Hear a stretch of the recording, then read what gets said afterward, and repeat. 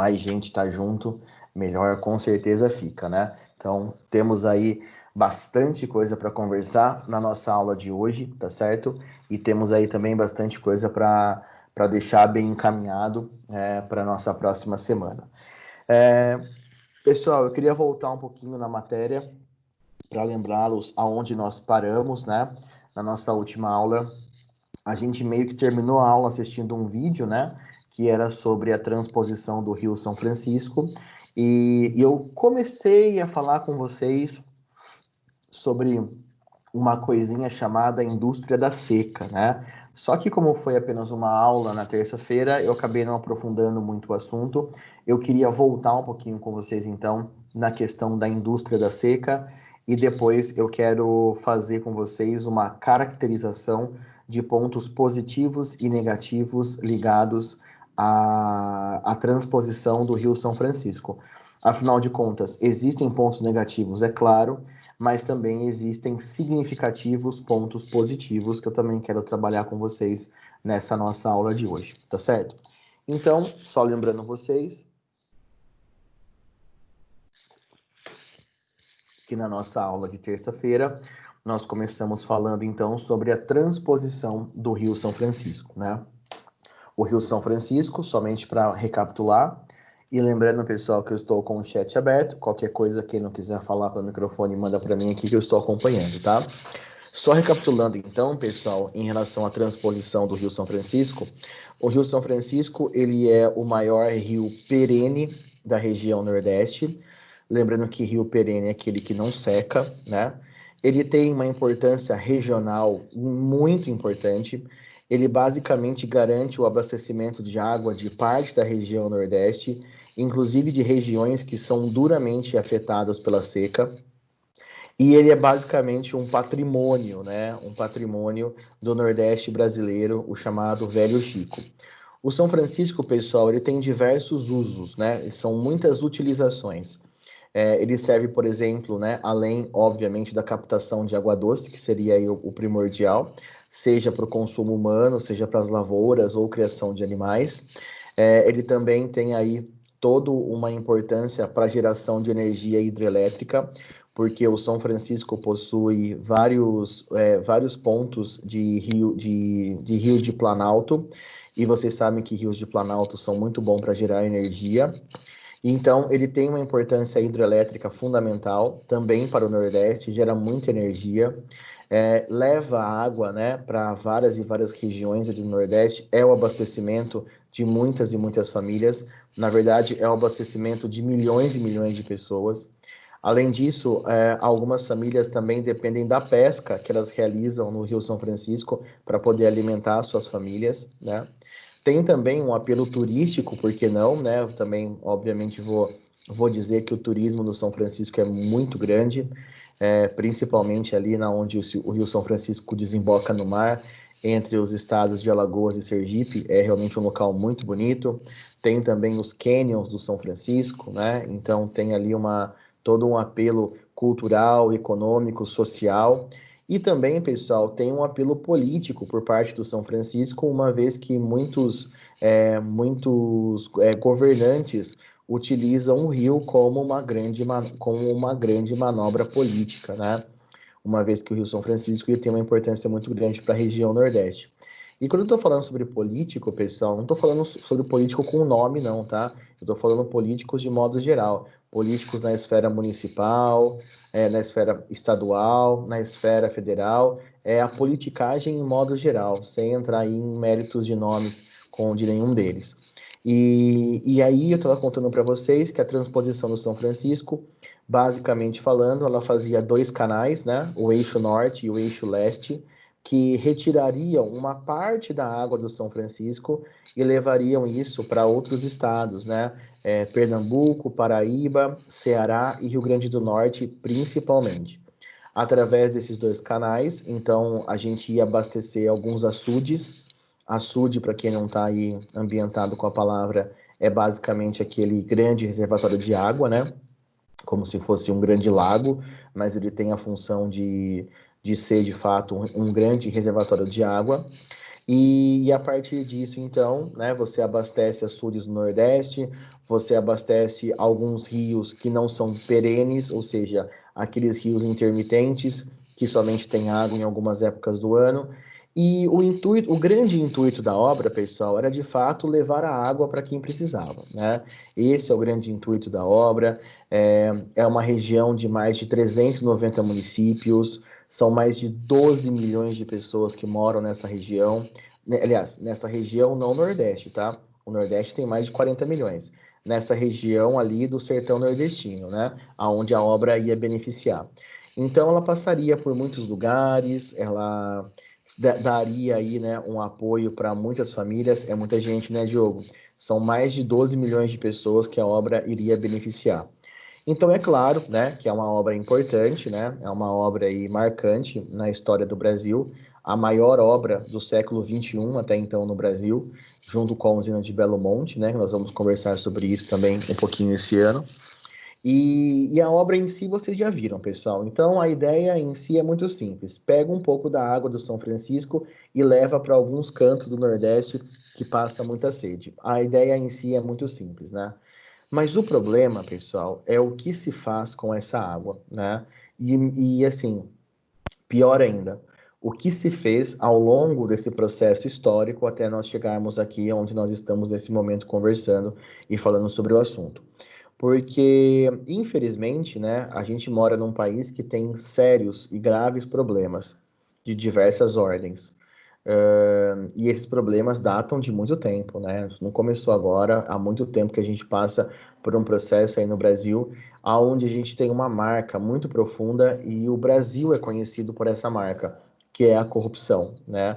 Então, infelizmente, nós temos aí na política algumas pessoas, e eu acho que infelizmente é a maioria, né? Que realmente estão pensando aí em benefício próprio ao invés de pensar no benefício do povo que de fato elegeu esses representantes. Pois bem, então o que acontece? Como a questão da indústria da seca, como a questão da falta de água no Nordeste é uma questão muito recorrente, pessoal, eles têm problemas com abastecimento hídrico desde sempre, né? O Nordeste nunca foi abundante em água, a não ser há mais ou menos uns 100 milhões de anos, que é quando você tinha ali, né, um outro clima, uma outra estrutura, mas o Nordeste já é seco há bastante tempo. Uh, a secura do Nordeste, ela se explica muito por causa do seu relevo. Conforme eu contei para vocês, a maior parte do sertão nordestino está numa depressão, o que não favorece o surgimento, o que não favorece a passagem de nuvens, né? Porque os terrenos ao redor são muito altos e acabam bloqueando a formação dessas nuvens. O próprio ambiente não gera umidade porque é muito seco, poucos rios existem naquela região, então é um combo, né? Fora a movimentação de massas de ar. Então é um combo ali que gerou aquele local, né, muito seco climaticamente falando, mas muito rico do ponto de vista da vida, né? Seja a vida animal, a vida vegetal e a vida humana. O Nordeste é um caldeirão de cultura, é uma coisa impressionante como aquela galera realmente tem esse lado cultural muito aflorado e desenvolvido. E o povo sertanejo, pessoal, o sertanejo raiz mesmo, né? Aquele sertanejo que, tipo, é o que deu origem à palavra sertanejo, é o cara que mora no sertão, né? São as pessoas que moram no sertão. São aqueles que moram ali na Caatinga, no meio do Agreste, são aquelas pessoas que brigam para conseguir sobreviver, são pessoas lutadoras, guerreiras, que são assim, sabe? Tem um amor pela terra muito grande, porque eles sabem o quanto foi difícil conquistar aquela terra. Então, eles são pessoas realmente assim, muito vibrantes e são pessoas que precisam ser atendidas principalmente nas suas necessidades básicas, como, por exemplo, acesso à água. Aí a gente tem então um problema, né, muito grande, que é justamente o que se faz com essa questão da pobreza e da seca no Nordeste, né?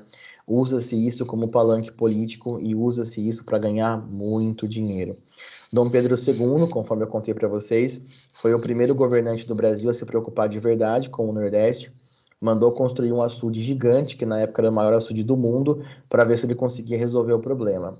Temporariamente o problema foi resolvido, óbvio, né? Naquela região ali do Ceará, aonde o açude foi construído. No entanto, Décadas se passaram, né, pessoal, e o Nordeste acabou aí meio que jogado, ficou meio que jogado nos próximos governos, até porque vocês já devem ter estudado em história, creio eu. Depois começou uma época de governo do café com leite e basicamente o Brasil era o Sudeste, né, e o restante ali ficou meio que abandonado. Aí vem então aquilo que a gente estava conversando no final da última aula. Como o Nordeste ele apresenta grandes problemas sociais, pessoal, gravíssimos problemas sociais, é de se pensar então que precisa se resolver esse problema. E uma forma de resolver problema social é você fazer no investimento, né? Principalmente investimento federal, investimento estadual, municipal e tal. Então você gasta dinheiro para resolver esse problema. E obviamente que é um dinheiro justo, né, que você gasta para resolver uma questão tão assim, tão humana como a questão da água. Só que aí vem a grande sacada, né? A galera não resolve o problema de verdade. A galera simplesmente usa essa miséria, usa essa pobreza, usa esse flagelo para que eles possam então lucrar com todo esse problema, né? É como diz aquela frase, né? Se você cura um problema, você nunca mais gasta dinheiro remediando ele, né? Então, se a galera resolver o problema da sede do Nordeste, na seca do Nordeste, nunca mais gasta dinheiro com isso. E tem muito político, muito empresário, muita gente se aproveitando disso para poder ganhar muito dinheiro, para poder dar uma boa enriquecida e principalmente se perpetuar no poder.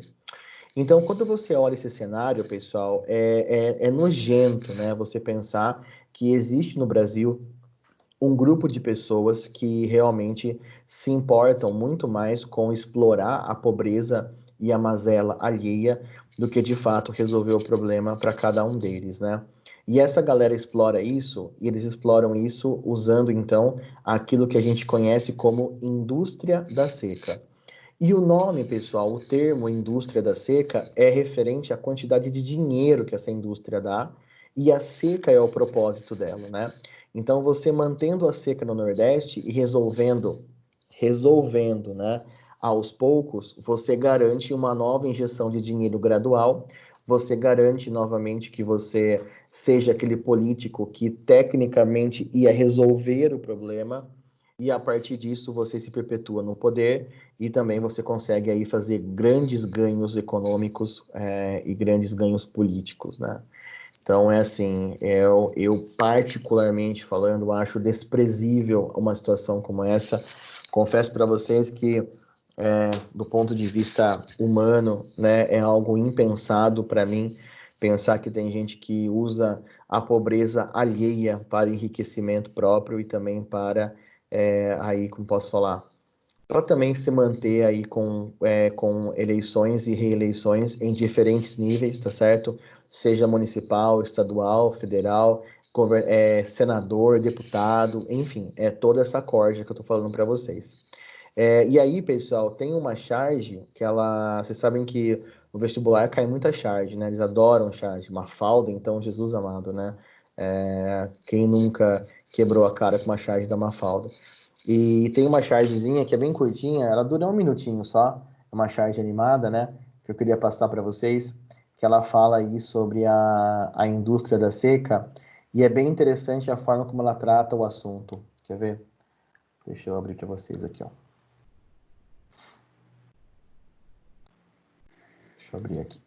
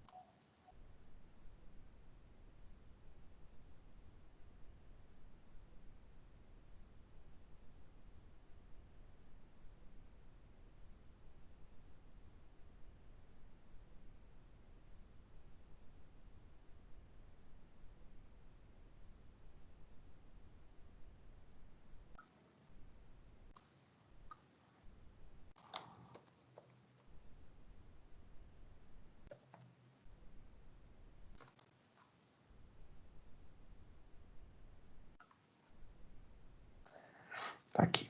Deixa eu colocar para vocês.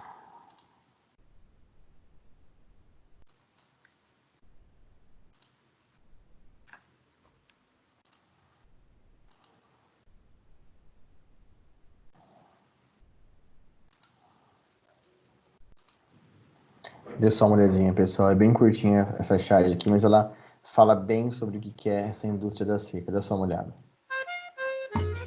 Chegou! Chegou o caminhão-pipa! Eu sou o primeiro! Não, é a minha vez, que na minha casa nem pra beber eu tenho água! Não, senhor, você tá sempre passando na frente de todo mundo! Parem vocês dois, essa água é minha! Eu preciso mais que todo mundo porque eu quase perdi a criação! É minha, sai da frente, sai da Não, frente! senhor, é minha! Sai da frente que eu vou atropelar! Eu vou levar! Essa água é minha! Eu quero é minha! Chegou! Chegou o caminhão-pipa! Eu sou o primeiro! Não, é a minha vez de junto e dizer pros eleitores que eu tô levando água! Não, senhor, você tá sempre passando na frente de todo mundo! Parem vocês dois, essa água é minha! Eu preciso mais que todo mundo porque eu quase perdi a eleição! É minha, sai da frente, sai da Não, frente! senhor, é minha! Sai É minha da frente que eu vou atropelar! Eu vou levar! Inscreve! Então, vocês podem ver aí, né, pessoal, de uma forma bem didática, vamos assim dizer, né?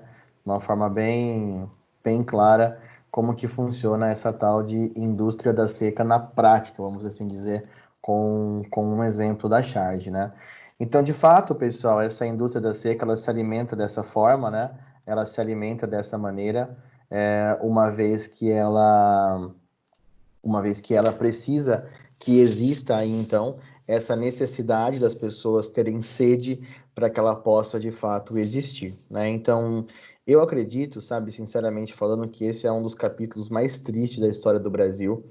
Pensar aí que nós temos uma necessidade humana tão forte, né? Uma necessidade humana tão urgente, que é uma questão da água, né, pessoal? Água, básico, água. Você abre a torneira, sai água. Vocês já devem ter passado algum dia que teve, sei lá, alguma manutenção na rede aí da rua de água, e aí você ficou algumas horas sem água ou alguns dias, e isso mudou sua rotina por completo, né? Então, imagina uma vida inteira sem ter acesso à água. É uma coisa realmente muito, muito complexa, né? E aí, então, vem a indústria da seca, que acaba utilizando essas mazelas sociais para poder fazer com que essas obras, né, e essas ajudas sejam sempre direcionadas para lá. E é claro que quem acaba saindo, ganhando com tudo isso são os políticos, né, que vão aí estar, basicamente falando, vão estar lucrando com tudo isso. Muita gente ganha dinheiro com isso porque aproveita, né, da situação que essas pessoas se encontram. É muito triste, muito complexo, né? A gente observa tudo isso e eu confesso que eu fico bem chateado com essas coisas, sabe? Porque eu acho que realmente tem aí uma questão social muito forte e quando você sabe que isso é feito de modo deliberado, sabe? Então, tipo assim, a galera tá fazendo isso conscientemente, entendeu? Tipo, eles sabem o que eles estão fazendo, é de caso pensado. É muito triste você pensar que isso está acontecendo, que isso acontece até hoje, tipo 2020, meu, e a galera ainda faz isso, né? E aí, pessoal, a transposição do São Francisco, ela pode ser considerada um expoente da indústria da seca, porque, como vocês bem sabem, a obra começou orçada em torno de 4 bilhões de reais, 4 bi.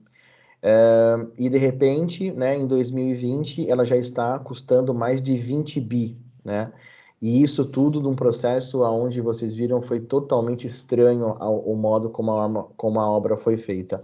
Um projeto muito ruim, uma execução péssima, né? E tudo isso aí ocasionando, então, num superfaturamento, que, é claro, é de caso pensado, né? Para que cada um possa levar um pouquinho e as pessoas continuem explorando essa mazela social que é, por exemplo, a falta de água para muita gente naquela região. Para vocês terem uma noção, essa indústria da seca, pessoal, ela se manifesta de várias formas, tá? Não é somente, por exemplo, aí com a questão, por exemplo, dos políticos desviarem dinheiro. Se eu não me engano, foi em 2015, ou 2015, 2013, bem assim, bem na viradinha de 2010, o Nordeste passou por uma seca absurda, sabe? Tipo, lá já é seco, né? Mas de vez em quando vem umas ondas de seca que realmente deixa a galera ali, sabe, assim, estatelada, né? Tipo, sem ter mesmo, sabe, o que comer, né, o que beber e tal. E teve uma seca bruta no Nordeste, né, nesse comecinho dos anos 2000, 2010, foi mais ou menos nesse período. E rolou uma campanha muito grande, principalmente em ONGs, igrejas, enfim, organizações aí que sempre ajudam, para fazer doação de água e de alimento para o Nordeste, né? Então, muitas igrejas ajudaram, muitas organizações, muitas empresas, né?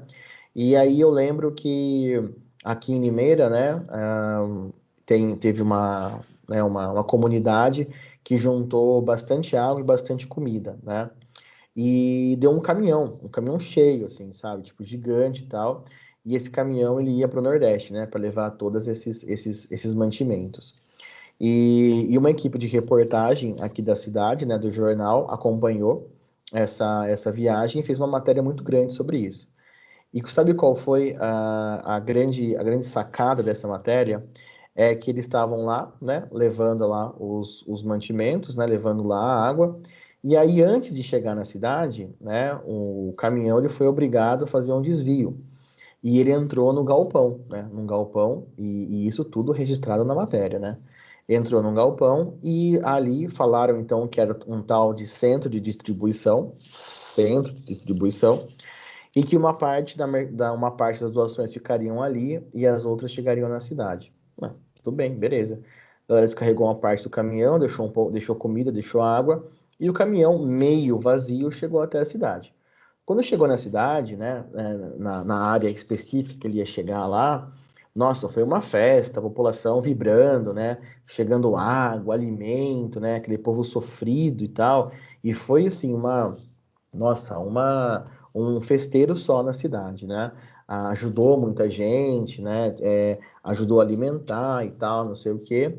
E aí, né? Então fizeram esse registro e tal, né? Deixou tudo, né, tudo registrado. E aí, passado alguns dias, né? Quando o caminhão ia voltar, os repórteres estavam na cidade ali ainda e eles foram no mercado, né? E eles foram lá no mercado, então, comprar qualquer coisa, não era parte da reportagem, nada. O que eles acharam no mercado da cidade? Parte dos produtos doados estavam ali para ser vendidos, né? Como que eles reconheceram? Por causa da marca, né? Que tem marca que só tem aqui em São Paulo, né? Tem marca que a gente consome, mas não chega no Nordeste, por exemplo, né? E aí, então, eles viram, né, muitos produtos, por exemplo, que eram produtos que não são de lá, que vieram, né, no caminhão e que acabaram sendo vendidos nos comércios locais. Então, tipo, vocês acreditam, meu, que tem uma galera que desvia doação, meu? É muito o fundo do poço isso, né? Desviando doações que seriam entregues para a comunidade para depois vender isso aí. Isso é só um exemplo, tá, pessoal? É só um exemplo. Eu poderia dar para vocês aqui centenas de exemplos de como a gente vê isso acontecendo, né? Então, isso é uma corrupção, né? Tipo, isso não é tecnicamente a indústria da seca, né? Mas é uma forma como ela funciona, como para vocês entenderem que de fato não somente os políticos se aproveitam desses problemas, mas as pessoas em si também acabam se aproveitando, né? Aí a matéria, os jornalistas voltaram, fizeram uma matéria muito grande, na época passou até no Fantástico e tal, mas como vocês podem, né, perceber, as coisas continuam exatamente como estão. Foi chocante naquele momento e uma semana depois ninguém lembrava mais, né? Então, de fato, é muito complexo você mudar uma característica de um povo, né? Algo que já está enraizado. O brasileiro parece aquele povo que é assim, né? Se eu sair de casa e eu não levei vantagem sobre ninguém, parece que meu dia não foi bom, né? Eu preciso passar a perna em alguém, eu preciso enganar alguém, eu preciso ganhar alguma coisa que não é certa, eu preciso sair por cima, sabe? Eu tenho que ir no mercado e passar um produto, não registrar, e aí eu saber que eu ganhei aquele produto. É muito complicado, é uma questão cultural. Desde que o Brasil é Brasil, as coisas são assim, né? Quando o Dom, quando o próprio Cabral chegou no Brasil, ele já começou a fazer algumas artimanhas ali com os índios e já ia privilegiando uns, né? Já ia deixando outros de lado, uns já tinham mais acesso, alguns índios já tinham uma vida melhor, né? Quando começou a exploração do pau-brasil, alguns índios comandavam a exploração enquanto outros trabalhavam, né? Depois, quando começou o Brasil de fato a ser colonizado, na época das capitanias, já se deu um jeitinho, porque você de repente ganhou uma capitania sem ter feito nada, né? E você ganhou um monte de terra num país estranho para você explorar sem ter feito nada. E aí, com certeza, você já juntou uma pessoa de confiança para te ajudar. Ou seja, é um começo muito errado desde o começo mesmo, né? E o reflexo disso está aí até os dias de hoje. Enfim, pessoal, fica aqui uma reflexão sobre a indústria da seca, fica aqui uma reflexão sobre essa questão social no Brasil e fica também aqui para vocês uma reflexão muito séria sobre como muitas pessoas usam as mazelas sociais do Brasil para poder se promover politicamente e economicamente, explorando o outro, explorando o próximo e, como eu falei, lucrando em cima disso, né? Enfim, dito isso, eu queria então finalizar com vocês a questão da indústria da seca, beleza? Pessoal, alguém não entendeu o que é a indústria da seca? Ficou com alguma dúvida? Tudo bem, essa parte do que é a obra, né? Eu não acabei a parte dos pontos positivos e negativos, nem comecei ainda, na verdade, tá? Eu só queria fazer uma explanação geral sobre o que é a obra e a questão da indústria da seca que ela está envolvida, tá? Ficou alguma dúvida? Tudo bem? Tudo tranquilo, pessoal? Indústria da seca, ok para vocês? Beleza? Pode responder no chat para mim qualquer coisa ou dar uma falada aqui no áudio. Maravilha, tudo certo. Beleza, maravilha. Pessoal, então é o seguinte, fechando a indústria da seca, caracterizando aí o que é a transposição do São Francisco, agora eu quero encerrar o meu conteúdo com vocês, falando então sobre os pontos positivos e negativos da obra, porque é basicamente isso que cai no vestibular de vocês, essa caracterização, né? Quais são os pontos positivos, quais são os pontos negativos, o que tem de bom na obra, o que tem de ruim, que é o encerramento do nosso conteúdo, beleza? Como nós temos 2 aulas e a nossa primeira aula já está acabando, vamos fazer assim, vamos dar um intervalinho para poder aí a gente dar uma renovada, né? Dar uma andada, vai no banheiro, toma uma água e a gente se vê em 5 minutos, beleza? 11h55 a gente se encontra de novo aqui. Fechou, pessoal? Aí dá pra gente dar uma espairecida aí, beleza? Tá? Nem precisa sair, pode ficar por aí mesmo, a gente já volta por aqui. 5 minutinhos aí para vocês então. Valeu, pessoal, até daqui a pouco.